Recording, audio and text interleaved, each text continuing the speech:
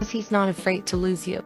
That's why he doesn't chase you or pursue you. You don't hold the value that you once did in his eyes. That's why he's scraping by with the least amount of effort possible, but he likes the benefits of you. He really doesn't think you're going anywhere, and he doesn't really want anyone else to have you.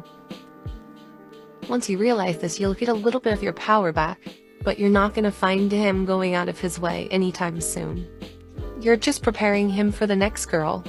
No thanks. Grown-ass men know how to treat you, especially when you've been telling them for years and years and years and years and years. I'm sorry, I wasn't listening. No, woman. What you've been telling us for years and years and years and years is that a majority of men are subhuman serfs, and you believe that the only one worthy of your glory is known as Professor Pookie McCoy, otherwise known as the Beast. And sure, the Beast may get primal with you a few times a week, but that's all he's willing to do with you. So you're sticking around and hoping he'll change his mind and see that magical thing that makes you special amongst the other girls that he has in his harem, and as long as you're providing him with low effort action, he will put in the bare minimum effort because he's bored and you're easy. And at no point will this man respect you. Why in the hell should he? He's the kind of guy who couldn't care less if you stay or go. You don't nearly have as much power as you think, sister. Trust me, lady, the dude barely knows your name. That's why he calls you Tuesday at 4:45. And you're lucky he remembers that much. That's funny because it's so true. Good morning. I have a couple questions. Maybe y'all can help me out.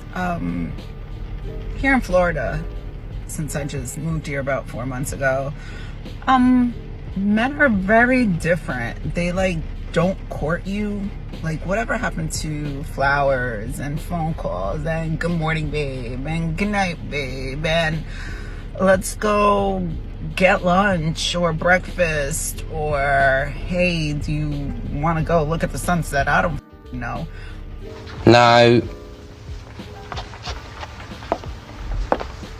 Okay, for the last time, woman, courtship hasn't been a thing since modern women decided the best thing they could do to a bra was set it on fire. Now, the combination of a woman with anything combustible is a horrifying enough thought as it is. Now, a self-respecting man sees a woman like you and thinks to himself, do I really want to run the risk of having my stuff set on fire? And the answer 9 times out of 10 is, of course not. The remaining 1 time is for simps, and the irony is that a modern woman wouldn't even deem a simp stuff worthy enough for arson in the first place. So don't get me wrong, I do love me a good bonfire just as much as the next guy, but if it's the choice between you and my autographed poster of the bad dude's cover art, I know which one I'm choosing. Unlike you, there are things in life that just aren't replaceable.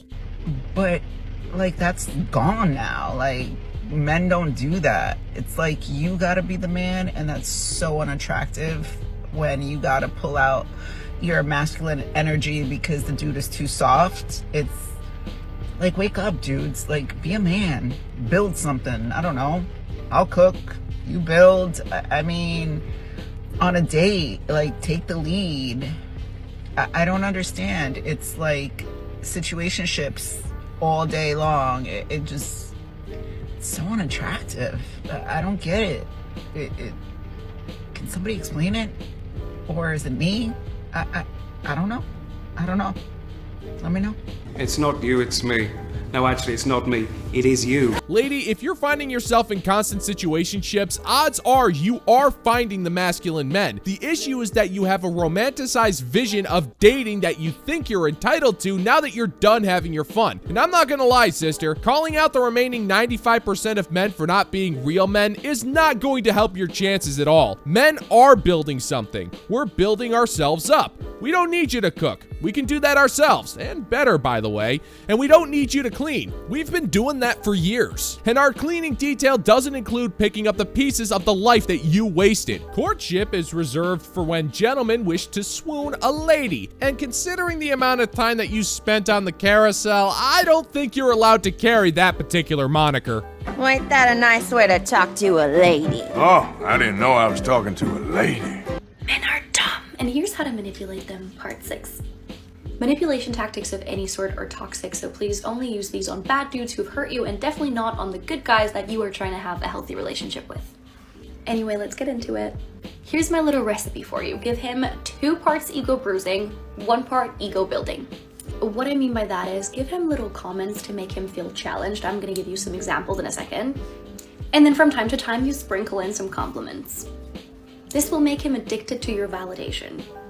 Dear God in heaven, gentlemen, what is it like to be so wrong? I have a question. You're saying that men are dumb and that they're easily manipulated, and that you say manipulating men is a toxic thing to do and only do it to bad men. But if that's the case, why would you be with these terrible men at all? What you're implying is that if you're with a man that's terrible for you, you shouldn't leave. You should just use verbal mistreatment to try and knock him down a peg. And if you're with Chad, there is no chance that you're going to be able to use this kind of manipulation on him. He's too confident to tolerate such disrespect. So this kind of garbage is clearly reserved for simps you don't respect, since they're the only ones who will allow such behavior. A self-respecting man will hear you try to break him down, and he's gonna kick you to the curb where you belong. Self-respecting men have better things to do than be disrespected by a woman who's more makeup than flesh and bone.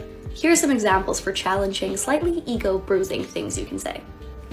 Number 1, you're not really my type, but you have a nice personality. Number 2, call him cute. Tell him he's cute rather than hot or handsome. And number 3, cancel a date with the reasoning, I'd rather stay in tonight. Like, staying in for you is better than whatever great date he has planned for you. Let me know if you want more. Check, please. And how is any of this supposed to work with toxic bastards? You tell a man that you're not his type and he's gonna walk away because you made it clear you're not interested. Telling him he has a nice personality just reeks at the friend zone, and men have better things to do than waste their precious time in that particular cesspool. And many men are so starved for compliments that if you call him cute, he won't take it as an insult. He might actually take it as flirtatious. He'll remember that for years as well. Yes, the bar is set that low. And if you cancel a date on him, he'll be done with you. It won't bruise his ego. He'll just take it that you aren't interested in him and he'll move on with his life. In fact, if you use any of these backhanded tactics against him, he's gonna take you by the hand and gently take you aside and look you deep in the eyes and say this. Hit the bricks, pal, and beat it, because you are going out. If he's kind, works hard, and doesn't cheat, what's wrong with that? There's nothing wrong with that. That is just the absolute bare minimum of being in a relationship with someone. This is not exceptional. This is not extraordinary. It's also no longer enough. Just because these would qualify you as a good man does not in fact mean you are a good husband or a good partner. Because again, these are the bare necessities. You are not offering anything else outside of this. What do we need you for? This is scary.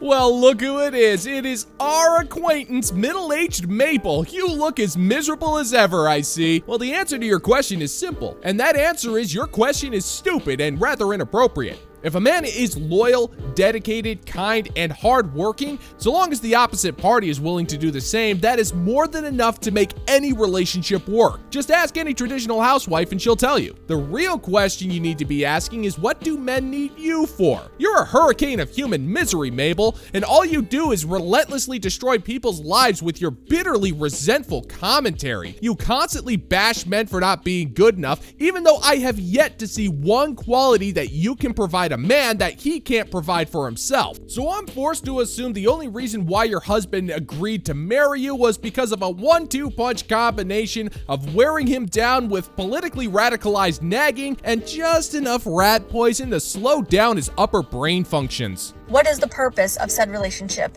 if this is all that you offer? If this is all you think is good enough? Because the thing is that good enough is no longer enough. Good enough is the things that women provide themselves. You no longer need or require these things of a man. You have to bring a lot more to the table than just these things. These don't automatically qualify you as a good person, as a good man, as a good husband. And this type of rhetoric is what keeps women in subpar relationships.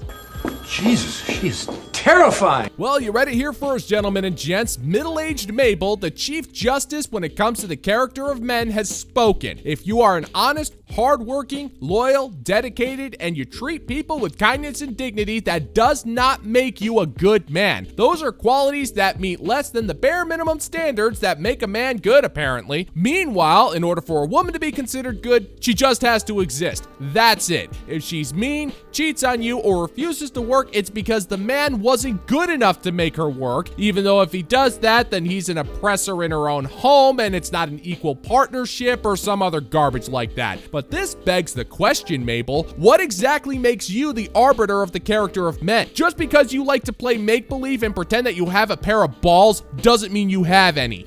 Because, well, at least he doesn't cheat on me. At least he has a full-time job. At least he's not going out on me every night. At least he's not abusing me physically.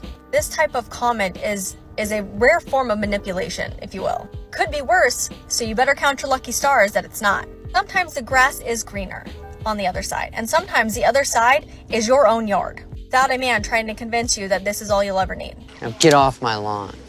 Middle-aged Mabel, I am impressed. I can't even deem what you said to be one of the dumbest things I've ever heard because I don't believe in complimenting people who don't deserve to be complimented. How in the hell did you come to that particular set of conclusions? The man in the description is loyal, which means that the idea would never creep into his head that he would cheat. If he's hardworking, that means he's putting forth a valiant and honorable effort to keep his woman safe and secure. And if he's kind, that means he is not mistreating her physically or otherwise, you doofus. But you hold the idea of a woman being happy with her life with such contempt that it looks like it causes you physical discomfort. Mabel, you're the kind of woman who's forced to subsist on the misery of others, and you have no business commenting on the greenery of my lawn when you've pitched your tent in a brown, dry patch of human sadness. So I'm going to have to kindly ask you to get off my lawn, Mabel, or else you'll get the hose, and I don't think you want that. It might make you melt.